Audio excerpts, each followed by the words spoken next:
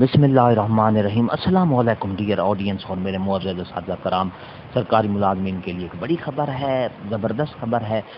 تنخواہ میں اضافہ ہونے والے کے بعد پفرا کی طرف سے ای میلز آنا شروع ہو گئی ہیں۔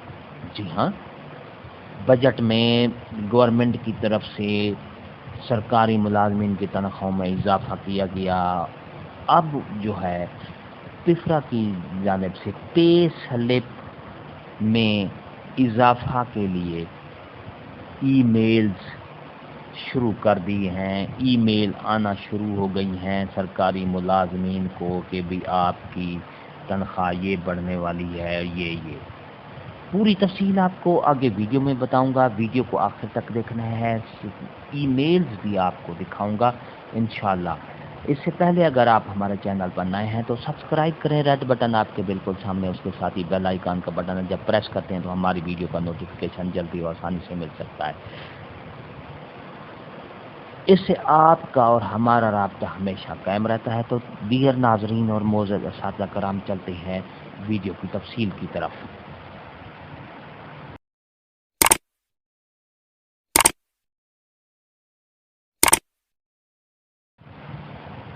معزز اساتذہ کرام اور ڈیئر ناظرین، یہ آپ کے سامنے دیکھیں ای میلز ہیں جو پفرا کی طرف سے ملازمین کے اکاؤنٹ میں جاری کی گئے ہیں۔ ای میل میں ملازمین کے پے سلپ میں نئے پے اسکیل 2022 اور 15% ادھاق ریلیف الاؤنس 2022 لگانے کے بعد تبدیلیاں شروع۔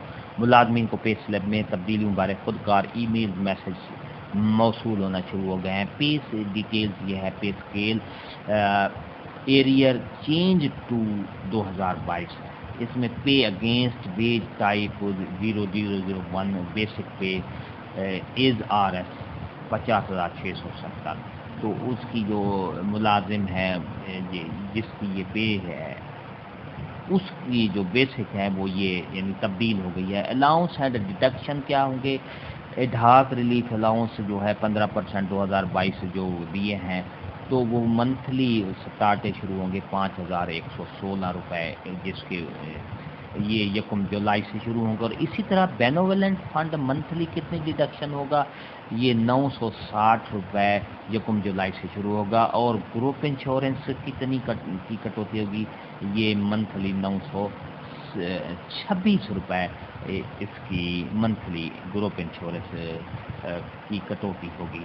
تو ڈیئر ناظرین، یہ تھی ہماری آج کی نئی اپڈیٹ۔ آپ کو اگر یہ ہماری اپڈیٹ اچھی لگتی ہے تو لائک کریں، سبسکرائب کریں، ریڈ بٹن آپ کے بالکل سامنے، اس کے ساتھ ہی بیل آئیکن کا بٹن جب پریس کرتے ہیں تو ہماری ویڈیو کا نوٹیفیکیشن جلدی اور آسانی سے مل سکتا ہے۔